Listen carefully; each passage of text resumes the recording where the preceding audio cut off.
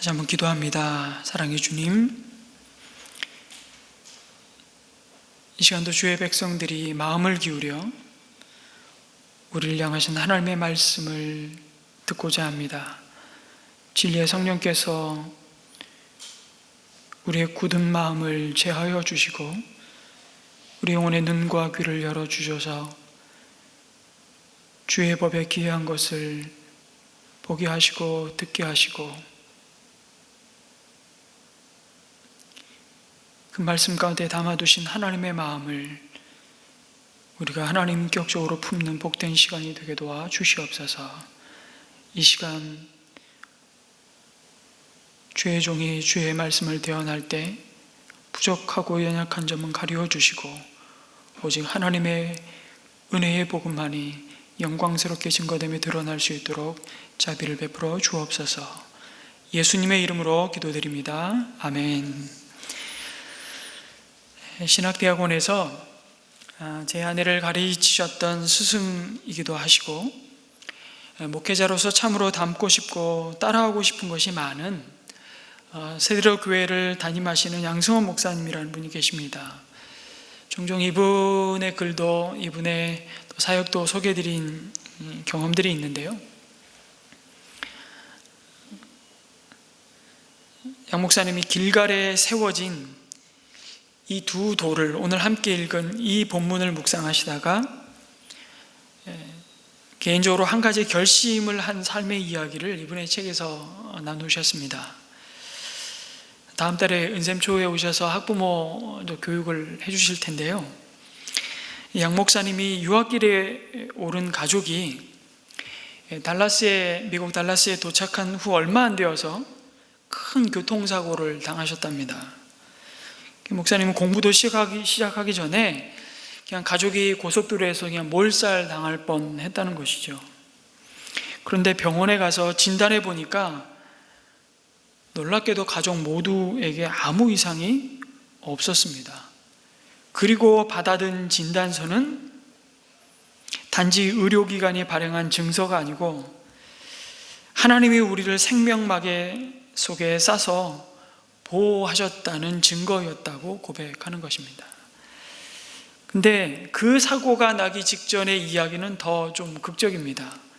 유학을 위해서 미국에 도착을 했는데 예전에는 온라인 뱅킹이나 이런 게 발달이 안 돼 있던 시절이니까 저도 유학 갈 때 큰 목돈들은 전부 다 좀 쪼개가지고 여행자 수표로 해서 그냥 체크카드 가져갔잖아요. 근데 학비와 집세와 정착에 필요한 경비를 바꾼 이 여행자 수표를 몽땅 잃어버리고 마른 것입니다. 한국을 출발할 때 시간이 없어서 더 황당한 건 여행자 수표 좌측 상단에 사인을 미리 다 해야 되잖아요. 그런데 사인을 하지 않은 터라서 그것은 그냥 그야말로 백지 수표나 다름이 없었습니다. 신고를 하고 보니까 작은 금액의 수표는 이미 누군가가 찾아갔더랍니다. 수표회사에서는 좌측 상단에 사인을 하지 않는 것 때문에 자기네가 책임질 수 없다고 전해온 것입니다. 그날부터 가족들은 기도만 했습니다. 돈이 없기 때문에 할 수 있는 일은 틈틈이 자녀들과 이 목사님, 사모님 손 붙잡고 기도하는 것뿐이었다고. 근데 자그마치 20일을 온 마음을 다해 기도했을 때 하나님은 잃어버린 여행자 수표를 돌려받게 하셨습니다. 수표 회사에서 보내준 송금 증서를 받고 그 조그만 종이 한 장, 그것이 목사님에게는 단지 잃어버린 돈을 보내주겠다는 정말 눈물겹게 고마운 편지가 아니라 그 종이는 우리의 필요를 책임져 주시는 하나님의 은혜와 능력의 증거물이었다고 고백하는 것입니다.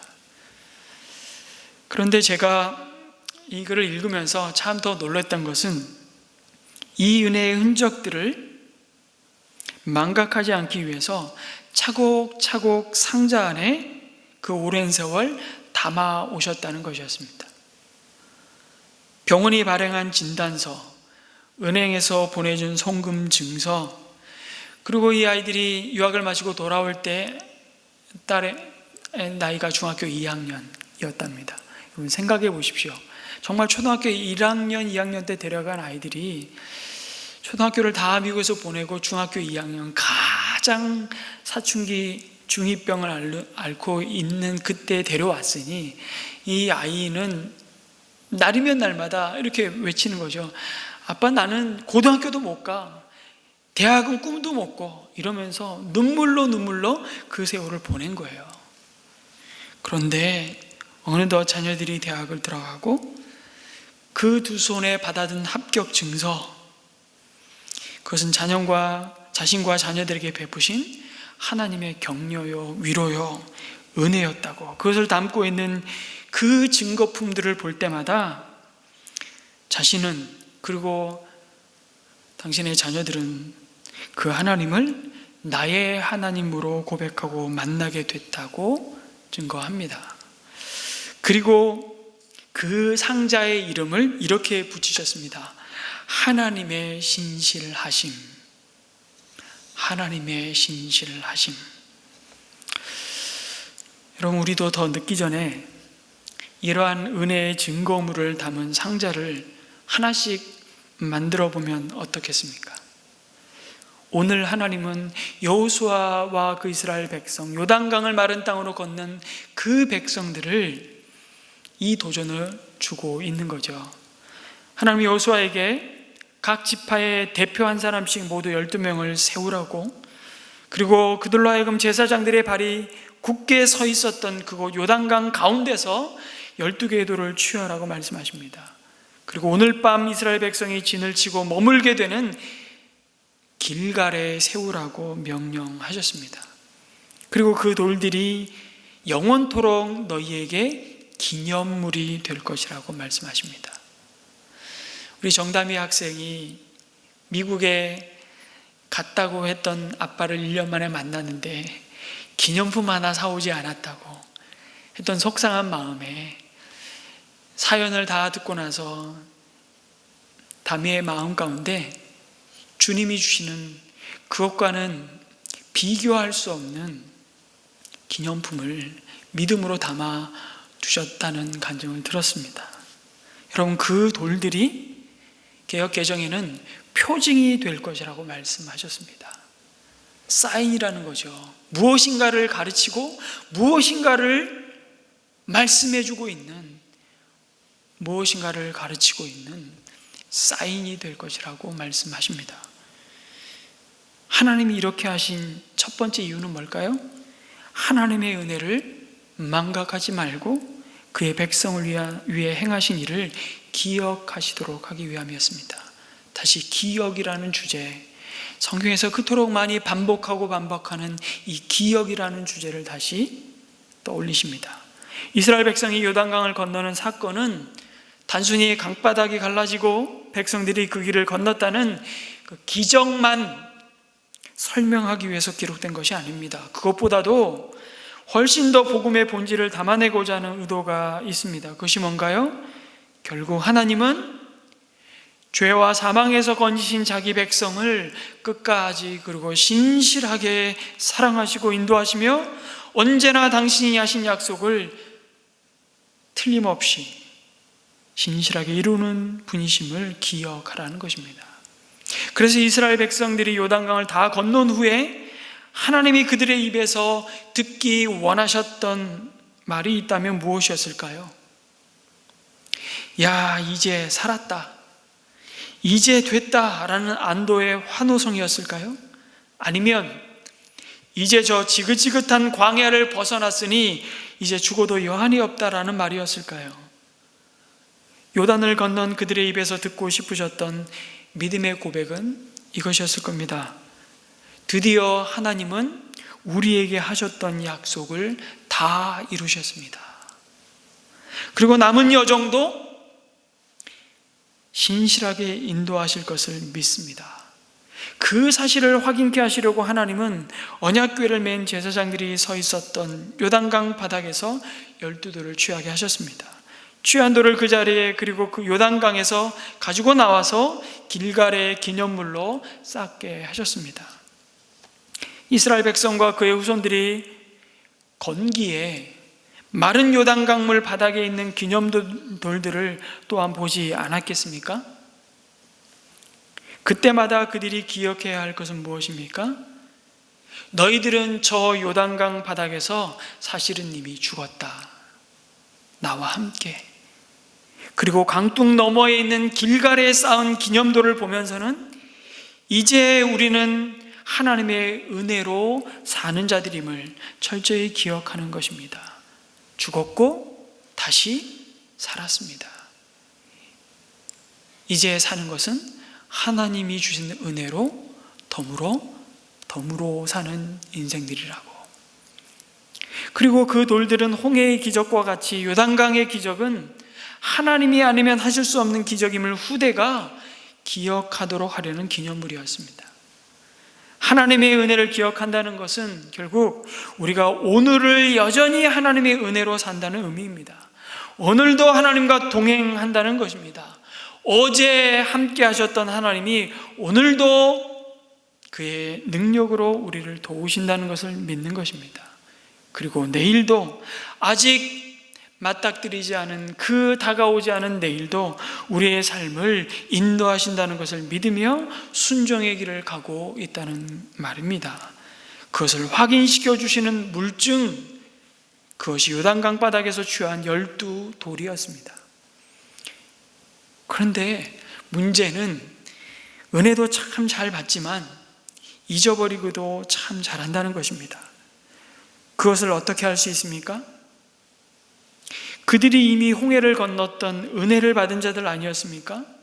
여러분, 홍해는 요단강처럼 우기 때는 아주 그 헐몬 산에서 녹은 물이 아주 넓게는 1km에 걸쳐서 정말 한강과도 버금갈 정도로 강이지만 건기에는 그냥 마른 천이에요. 그걸 강을 걷는다라고 표현하기도 민망할 만큼 건천이 되어버리고 맙니다. 와디라 그래서. 그런데 홍해는 다른 것이죠. 바다였습니다. 요단강과는 비교도 안 되는 깊이와 길이를 가진 그 바다를 마른 땅으로 건넜습니다. 그런데 그 기적의 놀라움과 그 충격과 그 감동과 감격이 얼마나 갔을까요? 3일밖에 안 갔습니다. 아니, 이렇게 말하고 싶으세요? 3일이나 갔습니다. 광야에 들어서서 목이 마르기 시작했습니다. 3일째가 되자 홍해를 어떻게 건너게 하셨는지, 그 하나님의 권능과 은혜를 망각하고 그들은 하나님과 모세를 원망하기 시작합니다. 이것이 이스라엘 백성들 신앙의 사실은 현주소였습니다. 그래서 출애굽 1세대가 홍해를 건널 때는 하지도 않으셨던 명령을 마른 강일 때는 강이라고 할 수 없는 요단강을 건넌 2세대에게는 주고 계신 거예요. 또다시 망각의 불순종에 빠져 실패하지 않기를 원하셨던 것입니다. 돌을 세우라. 그러나 안타깝게도 이스라엘 역사 속에 이런 뼈저린 실패의 모습을 우리는 오래가지 않아서 다시 보게 됩니다. 잘 아시는 사사기 2장 7절 말씀입니다. 한번 볼까요? 백성의 여호수아가 사는 날 동안과 여호수아 뒤에 생존한 장로들 곧 여호와께서 이스라엘을 위하여 행하신 모든 큰 일을 본 자들이 사는 날 동안에 여호와를 섬겼더라. 그 다음 말씀은 어떻게 이어질 것이라고 기대가 되십니까? 이제 불안하지 않으세요? 그런데 여호수아가 110세에 죽고 이어지는 이스라엘 백성의 상황을 10절에서 이렇게 말씀합니다. 그 세대의 사람도 다 그 조상들에게로 돌아갔고 그 후에 일어난 다른 세대는 여호와를 알지 못하며 여호와께서 이스라엘을 위하여 행하신 일도 알지 못하였더라. 이 짧은 한 구절이 거의 400년에 가까운 사사시대의 역사를 온통 지배해 버리고 맙니다. 그리고 그 사사시대가 내린 결론이 무엇입니까? 사사기 21장 25절 마지막 구절에 이렇게 기록해주고 있습니다. 같이 한번 읽겠습니다. 시작. 그때에는 이스라엘에 왕이 없었으므로 사람들은 저마다 자기의 뜻에 맞는 대로 하였다. 개역개정에는 이스라엘에 왕이 없으므로 각자 자기 소견에 옳은 대로 행하였더라, 이렇게 사사기의 역사를 마치고 있습니다. 여러분, 이스라엘에 진짜 왕이 없었습니까? 아닙니다. 언제나 그들에게 하나님은 영원하신 만군의 왕이었습니다. 문제는 하나님이 그들 가운데 행하신 구원과 은혜의 역사를 망각하는 순간, 잊어버리는 순간, 그 다음 세대가 요단 강물을 끊으셨던 그 하나님을 오히려 그들의 마음에서 끊어버렸던 것이죠. 그것이 문제였습니다. 그 위대하신 하나님을 그들의 마음과 생각과 그들의 삶에서 삭제해 버렸던 것입니다. 그래서 망각은 여러분 곧 죽음입니다. 여러분, 오늘날의 유대인들은 그것을 철저하게 홀로코스트 박물관에 써붙여 놨어요. 기억하면 살지만 망각하면 죽는다. 그게 미국의 예루살렘에 있는 홀로코스트 박물관을 다 둘러보고 나오는 마지막 출구에 위에 딱 붙여놓은 구절이 바로 그겁니다. 기억하면 살지만 망각하면 죽는다. 그래서 하나님은 요단강을 건넌 여호수아 세대를 향해서 거듭거듭 말씀하셨던 겁니다. 훗날에 너희 자손이 이 돌들이 지니는 뜻이 무엇인지를 묻게 될 것이라고. 그때에 준비하여라. 당신들은 그들에게 알려주어야 할 책임이 있다고 말씀하십니다. 그 책임은 그냥 그래도 되고 안 그래도 되는 옵션이 아니라 먼저 하나님의 은혜를 누린 세대가 그 다음 세대를 위해 반드시 책임져야 할 거룩한 사명이라고 말씀하십니다. 여호수아와 함께 광야를 통과했던 여러분 1세대가 누구입니까? 그들은 하나님의 기적의 음식인 만나를 먹었던 세대입니다. 하나님의 기적의 생수를 마셨던 바로 그 세대입니다. 그렇죠? 20세 이하로 출애굽했던 백성 가운데는 가나안 땅에 들어온 세대가 분명히 있었습니다. 여호수아, 갈렙 외에도. 그런데 그 믿음의 1세대가 가나안 땅에 들어와서 양육했던 2세대의 사람들은 만나가 무엇인지 모릅니다. 만나가 그쳤더라. 그 가나안 땅의 소산을 먹는 그날로 만나는 그쳤습니다. 구름 기둥과 불 기둥에 대해서 이 세대는 이야기로 전해 들은 세대입니다. 이 사람들은 가나안에 들어와 농사지어서 얻은 곡식을 먹은 세대죠. 그리고 이어서 이제 가나안 땅의 삶에 아주 안정이 되어서 여기가 내 집처럼 편해진 또 3세대를 우리는 마주하게 됩니다. 그런데 이 세 세대는 참 너무너무 다른 것이죠. 1세대는요, 하나님을 알았습니다. 우리가 어떻게 할 때 하나님이 싫어하시는지, 우리가 어떻게 하면 하나님이 기뻐하시는지, 그 하나님의 마음이 어떤지를 알았습니다. 그들은 하나님을 경험으로 만났습니다. 그런데 이 세대만 돼도 하나님을 알지 못했습니다. 하나님에 대해서만 알았습니다. 여러분, 주민센터 가셔서 제 초본 때 보시면 내가 어떤 삶을 살았는지, 학교 가서 졸업한 학적부 학교 때 보면 저에 대해서는 알 수 있습니다. 그러나 저를 알지는 못할 것입니다. 마치 제 2세대의 믿음이 그런 수준입니다. 그런데 세 번째, 제 3세대는 하나님을 알지도 못하고 하나님에 대해서도 알지 못했습니다. 그래서 1세대는 하나님을 부를 때 어떻게 불렀을까요? 하나님을 경험으로 만났던 1세대는 나의 하나님입니다. 나의 하나님, 우리의 하나님.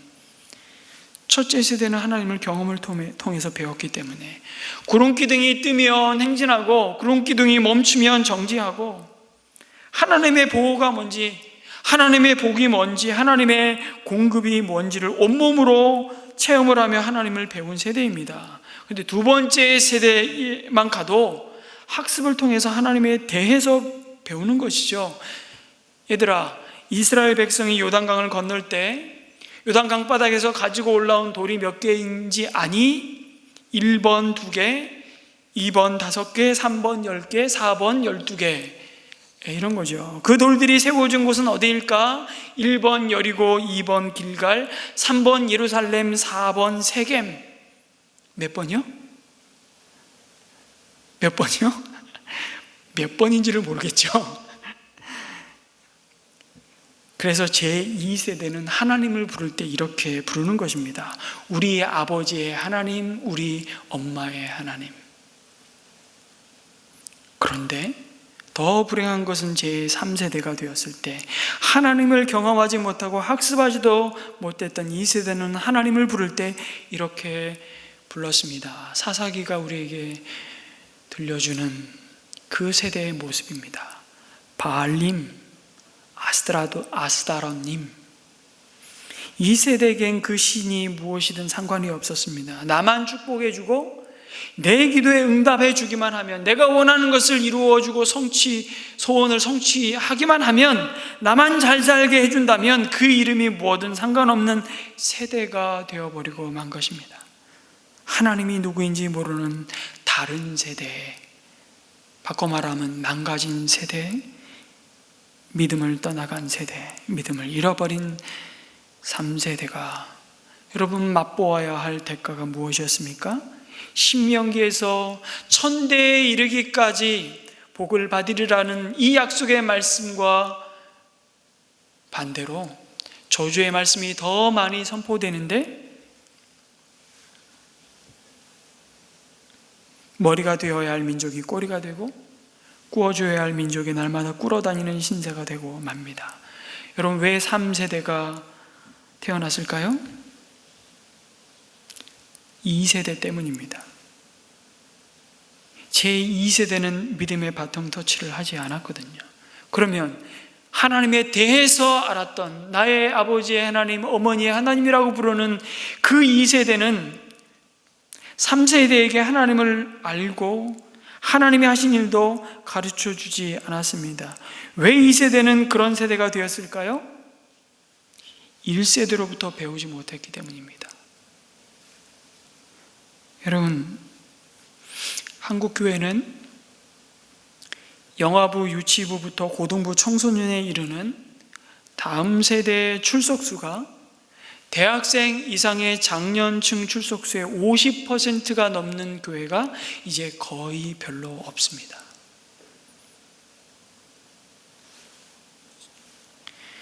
은혜샘물교회 참 복받은 교회입니다. 그러나 동시에 하나님으로부터 엄청난 사명과 책임을 부여받은 공동체이기도 합니다. 제가 대략 알기로는 최소 50%는 넘거든요, 지금. 그런데 일반적으로 교회학자들이 교회 학교를 생각할 때 대학생 밑에 자녀들이 65%가 있어야 그 교회가 건강한 믿음을 이어주고 이어갈 수 있는 구조라고 말합니다. 그런데 한국 교회 50%가 넘는 교회는 이제 찾아보기 어려운 시대가 되었습니다. 아니, 50%가 뭡니까? 많은 교회가 어린이교회, 청소년교회, 주일학교가 아예 사라지고 있습니다. 이미 많은 교회들은 한국 사회의 초고령화 추세를 따라가고 있습니다. 이젠 비그리스도인의 자녀들이 교회에 오려고 하지 않습니다. 한 세대 30년 후에 우리가 애써 지어놓은 예배당들이 어떤 모습으로 사용될지, 그것을 우리는 고통스럽게 바라본다고 해도 결코 이상하지 않을 것이라는 예상이 됩니다. 여러분, 하나님이 요단강 바닥에 12돌을 취하여 세우라고 하신 이유는 다음 세대에게 하나님이 행하신 일을 가르치라고, 그 믿음을 전수하기 위해서였습니다. 저는 다시 반면교사로서 이분의 이야기를 해야겠습니다. 아니, 재탕에 또 3탕을 이렇게 하십니까? 이미 아시는 분들이라도 다시 나 자신을 이분의 이 사람의 자리에 세워 보셨으면 하는 마음으로 말씀드리고 싶습니다. 강도눅이라는 사람을 아시죠? 이분은 교육가였습니다. 그리고 신실한 믿음의 장로였습니다. 강도눅 장로에게는 딸이 하나 있었는데 반석 같은 믿음을 가지고 살라고 그 이름을 강반석이라고 지어 주었습니다. 이제 이 사람이 누구인지 이제 감이 잡히십니까? 강반석은 믿음 좋은 청년 김형직과 결혼을 합니다. 거기까지는 믿음의 유산이 이어졌습니다. 그리고 그들에게서 낳은 아들이 바로 김일성입니다. 그러나 김형직과 강반석은 그들이 아버지로부터 물려받은 믿음을 아들 김일성에게 물려주지 못했습니다. 당연히 김일성은 아들 김정일에게 물려줄 것이라고는 그의 마음과 생각과 그의 삶에서 하나님을 삭제해버린 공산주의 사상과 두 동강난 국토와 핵무장만의 유일한 살 길이요 힘이라고 믿고 전 세계를 상대로 싸우고 있는 독재 정권뿐이었습니다. 한 세대가 그 믿음을 다음 세대에게 물려주지 못한 것 때문에 북한 땅의 동족들이 영육간에 허기진 삶을 살게 만든 그 현실을 지금도 우리는 보고 있습니다. 여러분, 이 말은 어느 정치 체제가 우월하냐는 얘기를 하는 것이 아닙니다. 여러분, 당신이 한 세대를 망가뜨릴 수 있는 사람이라는 생각을 해본 적 있으십니까? 나 때문에 한 세대가 고통을 당할 수 있다는 사실을 생각해 보신 적이 있습니까? 그러나 반대로 나 때문에 한 세대가 바로 설 수 있습니다. 망가진 가문이 새로 서고 망가진 교회가 하나님의 은혜를 기억하고 다시 일어서며 망가진 세대가 믿음의 세대로 새로 서며 망가진 나라가 새로 설 수 있다고. 그래서 먼저 은혜 받은 우리 세대가 너무 귀하고 중요한 세대요, 중요한 사람이라고. 나는 얼마나 소중한 사람인지 모른다고. 12지파를 대표해서 그리고 대신해서 요단강 마른 땅에서 돌을 지고 수킬로를 걸었던 그 사람들은 뼈저리게 몸으로 이것을 경험하고 고백하는 것입니다. 내가 이어 주어야 할 이 영광스러운 복음, 하나님은 위대하십니다. 우리가 기도해 주신 대로 하나님은 언제나 오르십니다. 하나님은 그 약속을 반드시 지키시고 이루십니다. 어떻게 해야 나는, 우리의 가정은, 우리 교회는 다음 세대에게 이 믿음을 바르게 전수할 수 있을까요? 양성호 목사님이 그의 책에서 놀라운 표현을 주셨더라고요. 아까 우리가 읽었던 사사기 2장 10절의 말씀을 그냥 거꾸로 뒤집기만 하면 된다고. 그래서 그 뒤집는 표현을 이렇게 쓰셨습니다. 같이 한번 읽어볼까요? 시작. 그 세대의 사람도 다 그 열조에게로 돌아갔고 그 후에 일어난 다른 세대는 그 이전 세대보다 여호와를 확실히 알며 여호와께서 이스라엘을 위해 행하신 일을 너무나도 확실히 알고 있었더라. 아멘. 다음 세대가 하나님을 경외하는 믿음을 이어가는 믿음의 세대로 세워지기 위해서 하나님은 다시 믿음의 기념비를 세우라고 말씀하십니다. 어떻게 해요? 내가 먼저 믿음이 있어야 우리 자녀에게 믿음을 물려줄 수 있습니다. 우리가 부모로서 이전 세대로서 다음 세대에게 믿음을 물려주고 싶다면 먼저 우리에게 바른 믿음이 필요합니다. 내가 먼저 포도나무이신 주님께 견고하게 달라붙어 있는 것입니다. 주님이 내 안에, 내가 주님 안에, 주의 말씀이 내 안에, 내가 주의 말씀 안에 있을 때 오늘도 우리에게 풍성한 생명의 열매를 맺게 하시는 그 하나님의 일하심을 경험하는 것입니다. 그래서 누군가 나에게 물어볼 곳이 있는 삶을 살아야 한다고 말씀합니다. 그래서 인생의 큰 고난과 고비를 지날 때마다 하나님의 도우심으로 지나간 그 경험을 물을 때마다 대답할 수 있는 그 은혜의 흔적을 가지고 있는 자가 복된 믿음의 사람이라고 말씀합니다.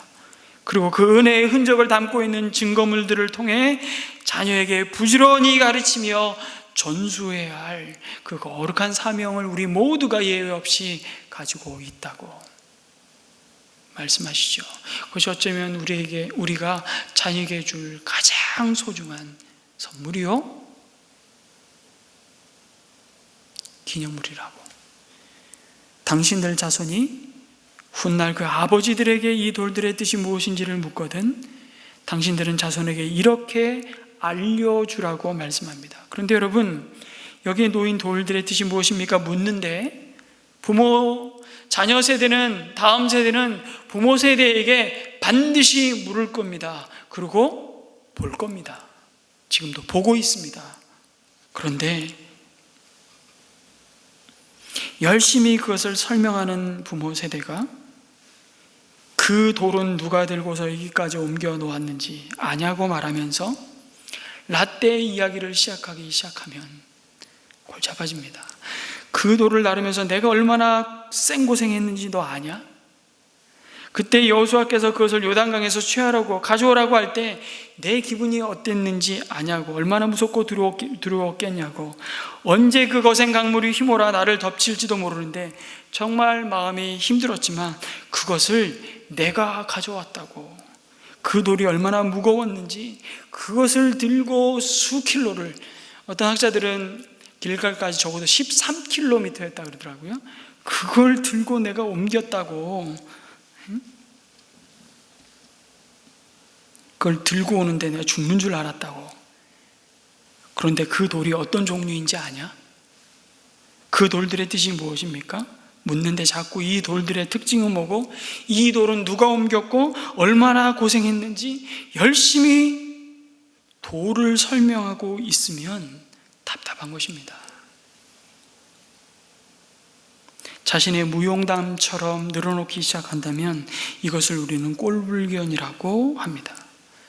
우리가 다음 세대에게 하나님이 행하신 일과 그분에 대한 바른 믿음을 가르치지 않는다면 오히려 그것은 그들이 하나님께로부터 돌아서게 만드는, 그래서 세상을 따르게 만드는 일이 될지도 모릅니다.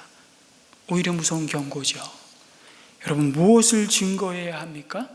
무엇을 이야기해야 합니까? 두 가지라고 분명히 말씀하셨습니다. 하나님이 얼마나 위대하신 분이신가, 그리고 우리는 그 은혜로 하나님의 백성으로 택함받은 자들이고, 하나님을 우리가 하나님으로 경외할 때, 두려워할 때 우리를 통해 하나님은 놀라운 생명의 역사를 오늘도 이루어가고 계시다. 그것이 전부입니다. 그것이 영원한 것입니다. 여러분, 영원할 수 없는 것을 오늘도 자랑하며 가르치고 있다면 우리는 어리석은 자들이죠.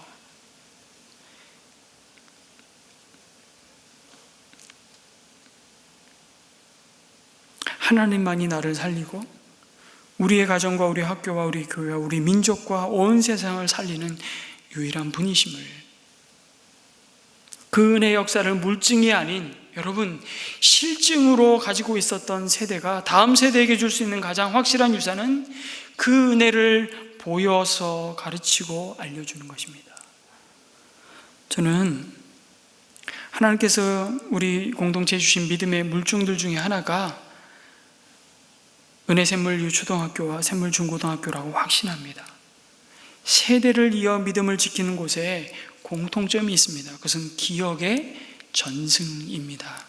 그리고 기독교 교육은요, 바로 그 기억을 하나님을 경외하는 것이 지혜의 근본이라는 약속의 말씀을 믿음으로 붙들고 전승하고 있는 것입니다. 그것만이 영원하고 그것만이 우리 다음 세대를 살리는 유일한 믿음의 증거입니다. 제가 한번 말씀드렸습니다만 미국의 WGA 샘물 중고등학교와 자매 결혼을 맺은 WCA 학교를 방문했을 때 여러 교장 선생님들과 또 총괄 교장들과 며칠간에 걸쳐서 교제하며 대화를 나누면서 많은 사실은 또 배움을 받았는데요. 근데 정말 그 시간들이 주옥 같은 시간들이었는데 제 마음속에 깊이 기억되고 남아있는 건 하나요. 뭐 그것만 너무 제 마음에 깊이 담겨져 있습니다. 생활교장이었던 데니 선생님이 하셨던 말씀이에요. 목사님, 우리 아이들을 천국에서 꼭 만나는 것이 가장 큰 소원입니다. 이 학교의 존재 목적입니다. 이 학교가 얼마나 명문이고 미국 아이비리그의 그 유수한 대학의 진학을 얼마나 우리 자녀들이 하고 있고 우리가 가진 커리큘럼이 얼마나 훌륭하고 입이 딱 벌어지더라고요.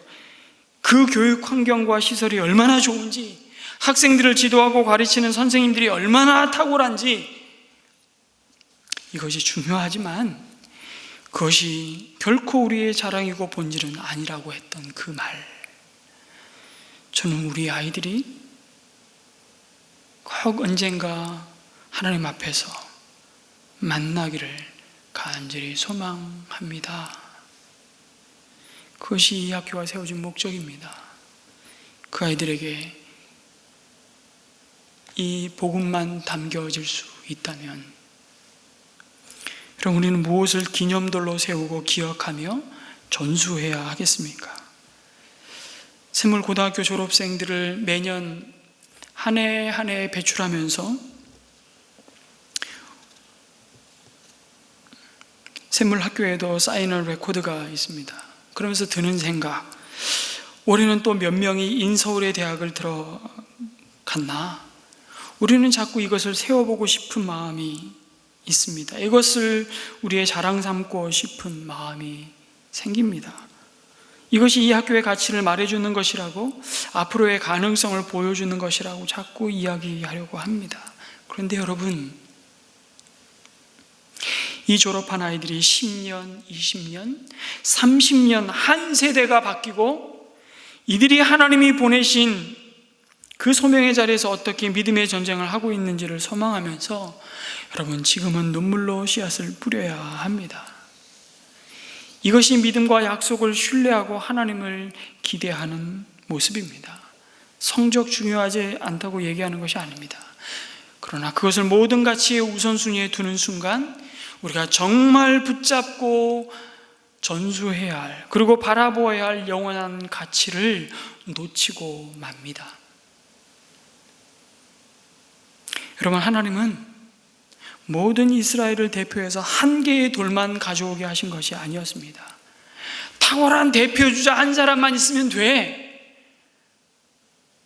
이게 아니고요, 각 지파마다 하나씩 가져오게 하셨습니다. 아니 여러분, 확실하게 기억하게 하는 것만이 목적이라면 왜 그들이 이렇게 할까요? 그 메고 온 돌, 그거 얼마나 갔을 것 같습니까?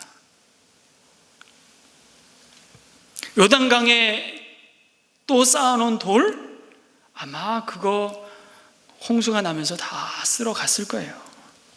여러분, 기억하게 하는 것만이 목적이라면 그들은 이미 이집트에서 확실히 봤잖아요. 피라미드까지는 아니더라도 그것에 버금가는 것을 세우면 확실하지 않습니까? 그게 오래가고 기억도 확실하게 시킬 수 있지 않습니까? 교육용으로 돌을 쌓을 것 같으면 확실히 쌓아야죠. 뭐 안 쌓아본 것도 아닌데 경험을 가지고 있다니까요. 여러분, 그 당시에 이미 피라미드 세워졌다는 거 아시죠? 역사적으로 불가사의한 건축물들이 그 시대에 이미 있었습니다. 하나님이 그렇게 하실 줄 몰라서 안 하신 것일까요? 홍해를 가르치고는 이런 돌조차 쌓지 않았습니다. 여러분, 하나님 한 분만으로 충분합니다. 단지 보이지 않으시는 하나님을 보는 것 같이 그분 앞에서 사는 자들을 앞에 두셔서 그 사람을 보게 하시고 그 사람을 통해 하나님은 인격적으로 내가 바로 너를 지은 창조자이다, 전능한 구원자임을 드러내시기를 기뻐하십니다. 여러분, 그래서 성도의 삶은 그 자체가 믿음의 기념비입니다. 여러분, 우리가 다음 세대에게 전수해야 할 믿음의 기념비, 그 물증은 내 안에 나와 함께 하시는 하나님 자신, 십자가에서 자신을 내어주시고 영원한 죄와 저주에서 우리를 건져내신, 그리고 부활하신 예수 그리스도, 그분이 우리가 영원히 기념하고 기억할 분이시라고 말씀합니다. 우리가 요즘 성찬을 못하잖아요. 큰 은혜의 방편으로 주신 이 축복의 통을 우리는 지금 참 놓치고 있다는 게 너무 마음이 참 힘듭니다. 성찬식을 어떻게 해야 될까? 다시 1년 6개월이 넘는 세월 동안 우리가 기억해야 할 생명의 기념비를 우리는 좀 놓치고 있어요. 기념하고 기억하라고. 그리고 먼저 은혜 받은 세대가 다음 세대에게 이 믿음의 유산을 믿음의 본으로 가르치며 전수할 때 다음 세대가 하나님을 경외함으로 주님이 약속하신 천대에 이르도록 하늘과 땅의 복을 누리게 될 것이라고 말씀하십니다. 우리 안에 이 영원한 생명의 기념비가 세워져 있음을 기억하시기 바랍니다. 우리를 통해서 또한 이 믿음을 이어받고 이어갈 다음 세대를 통해서 세상을 복되게 하는 축복의 통로로 그 다음 세대가 세워지기를 주님의 이름으로 축원합니다. 아멘.